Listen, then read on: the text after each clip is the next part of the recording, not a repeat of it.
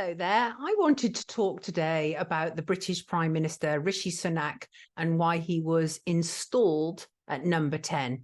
When I say installed, I mean selected by invisible hands and not by the electorate. First of all, I want to disabuse people of the notion that we have a democracy, because we don't. Our Prime Minister was not elected into the role, as I'm sure many of you realise that. But Sunak is not someone to allow something like actual democracy to get in the way of his plans. So he went even further by returning an unelected David Cameron to Parliament and into the role of Foreign Secretary, and had him become a Lord in order to do so. So it's important to understand that straight out the gate, we are talking about politicians acting outside of the remit of the British public and outside of our interests. So, first of all, some history. Rishi Sunak was born in Southampton, England, to parents of Indian descent who immigrated to England from East Africa in the 1960s. He was educated at Winchester College. He studied philosophy, politics and economics at Oxford, earned an MBA from Stanford University in California as a scholar. During his time at Oxford University, Sunak undertook an internship at Conservative Central Office and joined the Conservative Party. After graduating, Sunak worked for Goldman Sachs as an investment banker and later as a partner at the hedge fund firms, the Children's Investment Fund Management and Theleme Partners. He was elected to the House of Commons for Richmond in North Yorkshire at the 2015 general election. He served as Prime Minister for the United Kingdom and leader of the Conservative Party only for 1 year so far, since 2022. He is the first British Asian Prime Minister, the youngest Prime Minister since Robert Jenkinson in 1812. He's a member, of course, of World Economic Forum, and he is almost certainly the richest Prime Minister ever to take office. More about his extraordinary finances later. He was previously part of the Boris Johnson government, including as Chancellor of the Exchequer from 2020 to 2022. And according to Boris Johnson and Boris Johnson's close ally, Nadine Dorries, Boris Johnson was removed from being Prime Minister in something of a plot, and Rishi Sunak was installed by a small group of men, including Johnson's one-time advisor, Dominic Cumming. So you wonder, how do these people have so much power that they can put in prime ministers and then remove them? Well, that's Parliament for you right there, because we're not living in a democracy. So Boris Johnson has said that Rishi Sunak is a stooge. Johnson said this in a series of interviews he gave with politician Nadine Dorries, who has written a book called The Plot, which was really about the alleged plot to remove Johnson from office. It should be noted that the same men who apparently removed Johnson from being Prime Minister also put him in to being Prime Minister. So I think that in itself is also interesting. And Johnson said, to quote him, "I heard that Cummings has said he started to plot to get rid of me in January 2020. The plot was always to get Rishi in. I just couldn't see it at the time. It's like this Manchurian candidate, their stooge." So Sunak supported Johnson to succeed Theresa May as PM, and during the 2019 Conservative leadership election, Sunak supported Johnson's successful bid, after which Johnson appointed Sunak as Chief Secretary to the Treasury in July 2019. And no report on Rishi Sunak would be complete without mentioning his phenomenally wealthy wife.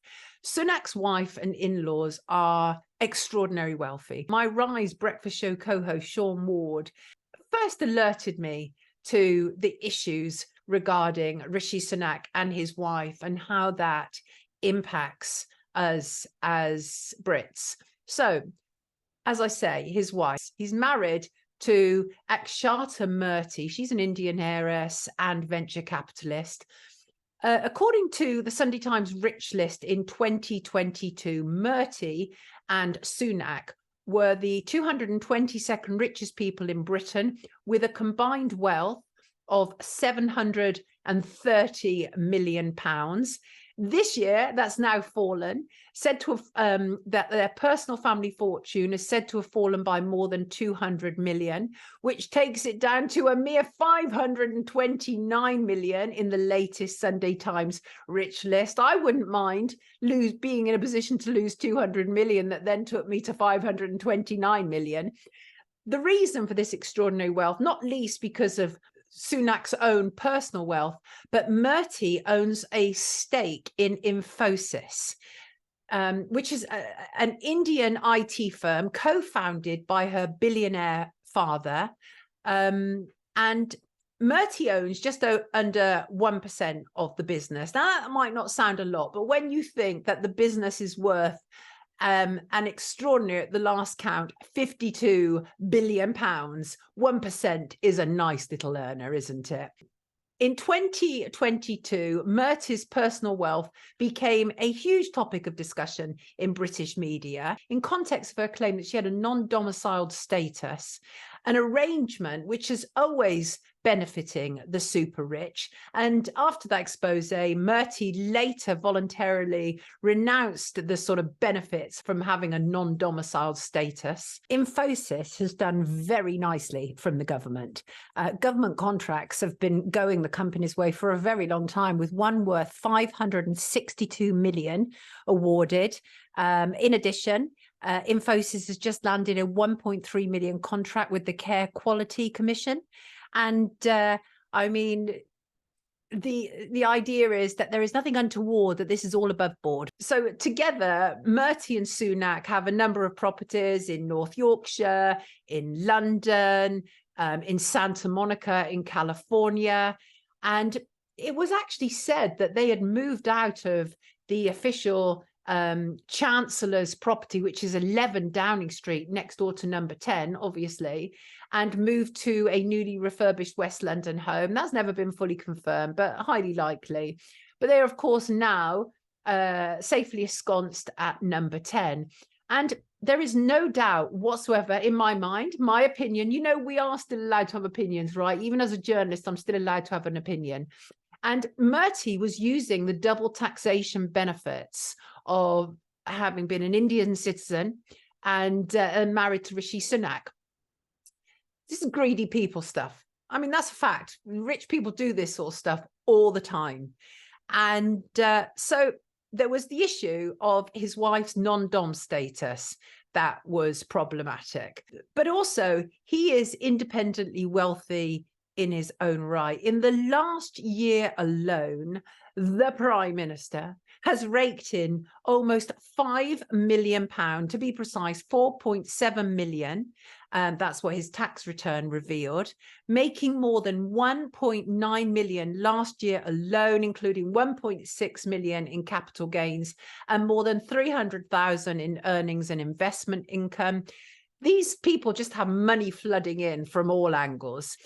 He's been fined. He's been under police investigation a number of times. He was fined by Lancashire police for failing to wear a seatbelt, right, while filming a social media clip. Okay. And he apologized for the brief error of judgment, sure. It also emerged that he held a US green card, allowing permanent residence in that country while he was British Chancellor. And overseas applicants must declare an intention to eventually become US citizens if they're granted a green card. He held a green card for nearly 2 years after becoming Chancellor, which legally declared him a permanent US resident. So you see all the machinations that they will go to, these invisible hands, these grey people at number 10 and in the Cabinet Office. They will do whatever they can when they've decided that somebody is going to be Prime Minister. They'll do whatever they can to make sure that happens. Sunak also received a £50 fixed penalty notice from the Metropolitan Police, alongside then Boris Johnson PM and his wife Carrie Johnson, and the fine was given to him attending a cabinet room birthday bash for Boris Johnson during COVID lockdowns in June 2020. He paid it immediately because £50 is nothing to a man of such wealth. He apologized by saying, I can appreciate people's frustrations. Can you really? I don't think so. So there was Partygate, obviously. He was also put under investigation by Parliament's ethics watchdog amid claims that he'd failed to declare a conflict of interest. He was facing questions after it emerged that a childcare agency, Koru Kids, partly owned by his wife, would benefit from policy changes that he had introduced in the budget. And Chancellor Jeremy Hunt had announced a sort of pilot of incentive payments of £600 for childminders who would join in the profession, and the sum doubles to £1,200 if workers sign up through an agency. And the Prime Minister did not mention, this was the last budget, there's obviously one this week, and the Prime Minister did not mention his wife's interest when speaking about the childcare reforms at a parliamentary committee. So these people are unconscionable in their behaviour. And Rishi Sunak is a particularly greedy man. But I think it was during C19 when Rishi Sunak really came to the public attention, and he was seen, the media portrayed him as a hero. He was involved in the coronavirus job retention scheme and Eat Out to Help Out scheme. And we're currently hearing in the COVID inquiry that the Eat Out to Help Out scheme created more infection rates. Well, that's a whole other story that I can't even begin to discuss on this platform, but I have questions. Let's say I have questions. Nonetheless, Rishi Sunak was very much part of the government response to C19. So the furlough scheme was fairly outrageous. Sunak, as I say, became absolutely prominent in the government's response, and his programme provided 330 billion in emergency support for businesses, as well as the furlough scheme for employees. And this was the first time that a British government had created such a sort of employee retention scheme. And I don't need to tell you how far and wide that was abused. I literally had neighbours in my street who have told me that they were able, because after lockdown, suddenly in my street, people were having loft conversions. And I've had neighbours tell me that they were able to afford that because of the job retention scheme and how much money they were receiving. People were absolutely delighted to be paid to stay home. But of course, some of us who look further into the future rather than just beyond what is happening in that moment in time, we're like, this is going to lead to a manufactured recession. And lo and behold, obviously, we then had the cost of living crisis. And the coronavirus job retention scheme initially ran for 3 months, then was extended by Sunak until the end of June 2020. At the end of May, Sunak extended the scheme again until the end of October 2020. And so this was an awful lot of money that people were being paid to stay home. And I should say that a lot of that money was going to very, very middle-class people, because a lot of the people who were still working were real, proper, full-on working-class people, the bus drivers, the cleaners, and they were not receiving the furlough or the job retention scheme. And then, of course, there were people like David Cameron, who we'd heard had applied for furlough. The Beckhams had applied for furlough. There were very wealthy people applying for furlough. So then there was Sunak's, the other thing that brought him to great attention was Sunak's winter economy plan, which was delivered on 24th of September 2020. The purpose of that statement was to announce further measures aimed at helping economic recovery following the impact of C19.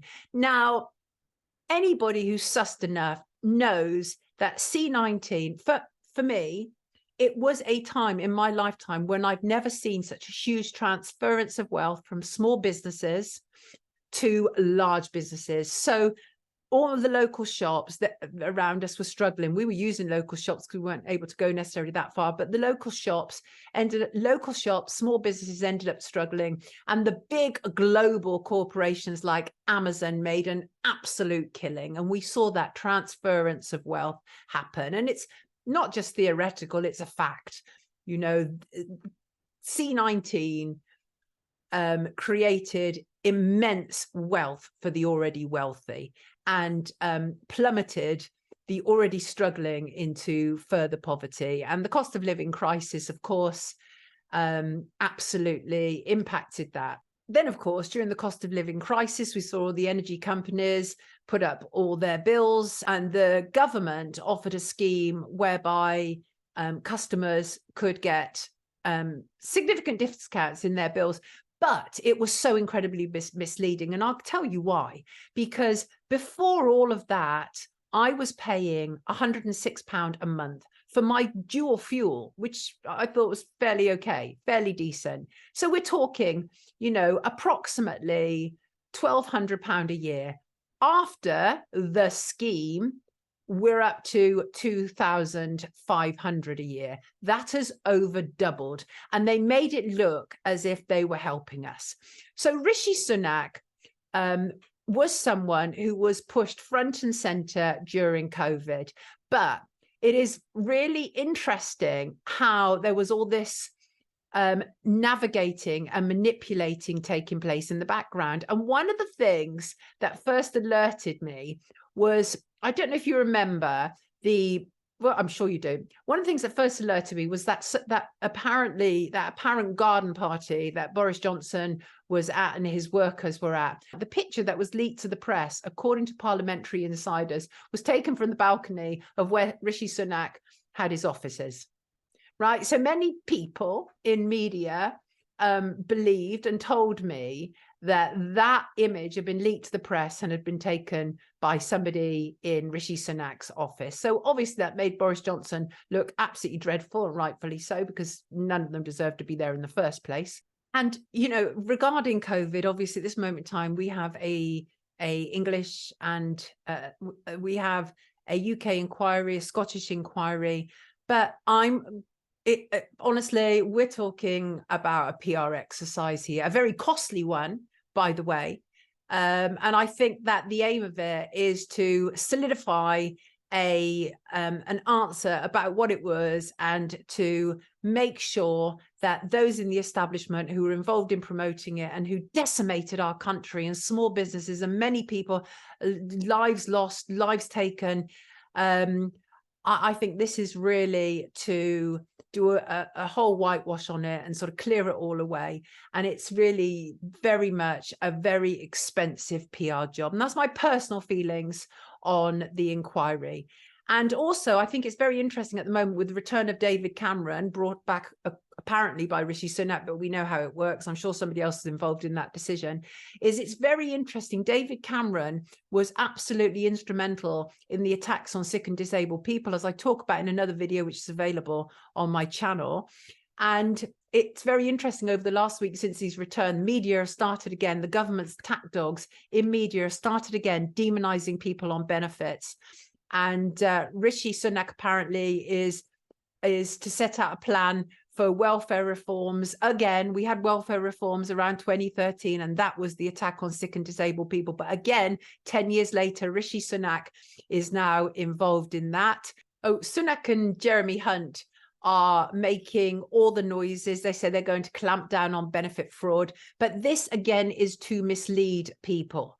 Because in the UK, there are 20 times more prosecutions for benefit fraud than actual tax fraud. So this is, again, about look here, don't look there, because there is where our people are, right? That's where Rishi Sunak and Boris Johnson and Jeremy Hunt's people are. But do look here, because this is the people on the ground who are still struggling after the cost of living crisis, after probably they've lost their job during COVID. So I just wanted to mention that. But here's where now I'm going to get to the point of why I believe that Rishi Sunak has been installed as the British Prime Minister, because it's where money and big tech come together. And that's where Rishi Sunak comes into his own. Don't forget, former Goldman Sachs banker. Sunak's recent Lovin interview with Elon Musk is him going through the big tech gateway publicly. He literally starts off the conversation by quoting a compliment Bill Gates had given to Elon Musk. And Rishi loves big tech, not least because obviously his missus is making a fantastic earner from it. Sunak sees big tech, finances, and AI as a key part of his legacy, which brings me to CBDC, central bank digital currency, and at least one of the reasons why Sunak is British Prime Minister and what makes him, as a former banker, integral for the job. They say that CBDC, central bank digital currency, will work alongside cash, but we already know that's a lie. Many organizations already refuse to accept cash, and banks are closing at an exponential rate. When I moved to the area I now live in Southwest London, in 2017, there were 3 banks on our high street. Now there are 0. Precisely none, which is extraordinary. The last one went last week, and with it the cash machine, because they don't want us to use cash. We are heading into a cashless society. CBDC is a new form of digital money, in other words, a cashless society. And I believe that this is Sunak's ultimate purpose. He's talked about it in the same way as austerity was Cameron's job. Cryptocurrency, or Britcoin, is Sunak's, and he's well placed, not only as a money man, but as part of a family who own £1 billion tech company. In 2021, Sunak released a video in which he talked about it and talked about the Bank of England and HM Treasury announcing the joint creation of a central bank digital currency task force to coordinate the exploration, I'm quoting from their press release, to coordinate the exploration of a potential UK CBDC. A CBDC would be issued by the Bank of England and for use by households and businesses. And this is what they say: it would exist alongside cash and bank deposits rather than replacing them. Not for a second do I believe that. Let us imagine what a cashless society would do. You only have to look at C19 and what they were prepared to do in Canada when they froze the truckers' bank accounts, as one example. And whenever there's a banking glitch, you can't get your money. So imagine what CBDCs could. It means that central banks could have say over your finances. So, and they can use that against us. Here's just some examples. What about blocking you from buying something? You think that can't happen? Think again. Because you only have to look at China, who work with central bank digital currency, and how it's attached to a social credit score. Imagine if you want to support a cause that is demonstrating against the government. Few buttons pushed, no money for you. And what about, did you have your jab? Oh, you're a bad person. We'll stop your money. What about, did you use your card today outside of the 15-minute zone? Oh, you're a bad person. We'll seize your money. This is about totalitarian control, of which I believe Rishi Sunak is spearheading it. And yet he has almost full and complete control of the media to do it. The media are gushing in their belief and understanding of CBDC. Of course they are, because it's not going to affect them. You know, we're talking about billionaires who own the media, right? So it works to their advantage in many respects. Please try and use cash as much as humanly possible, because do you know, when you go into small shops and you use your debit card, that costs those small shops for you to use it. But when you use cash, it doesn't. So I try and use cash as much as humanly possible. I make sure every Friday to take cash out of a cash point machine. Well, they still are some, and I work with that. In fact, I have a couple of shops around me, including my local Chippy, which actually says we prefer cash. And in fact, my favorite Chinese also says we prefer cash, and I always make sure to have cash for them, and I always say how much I appreciate them having that. But really, if you want to save small businesses, please keep using cash. Really, really important. Bank cards, debit cards are for them, serve them far more than they serve us. Excuse me. Need some water. So I think that's what it's about. And don't forget, what we also have ahead of us is the UN's 2030 Sustainable Development Programme. All of these things work in hand together, where big tech, government, and their lackeys are all coming together really to punish us, the individuals, for just wanting to live our lives. I think this is an absolute crucial time, which is why I'm full steam ahead on making these videos, because none of us know how long we are here for. So we might as well do what we can when we can. And that's certainly where I'm coming from. But I should say, at this moment in time, when you step away from media and parliament, the public are not happy largely with Rishi Sunak, right? They know that him being installed is not a democratic move, because we're not in a democracy. But here's the thing, is that the media have now started to switch a little bit, and they're now predicting that he is likely to be the first sitting prime minister to lose his seat in a general election. And this is based on recent polls, and they love their polls. But the fact that this is leaking out is really interesting. And there was a headline which was Operation Save Rishi Sunak, in full swing to crush Suella Braverman's Tory rebels. So we know there is stuff going on behind the scenes. But Rishi Sunak is somebody who's been able to get away with an awful lot in order for them to be able to keep him in his post, to be able to bring through the CBDCs aligned with big tech, aligned with AI technology, and of course aligned with a digital identity.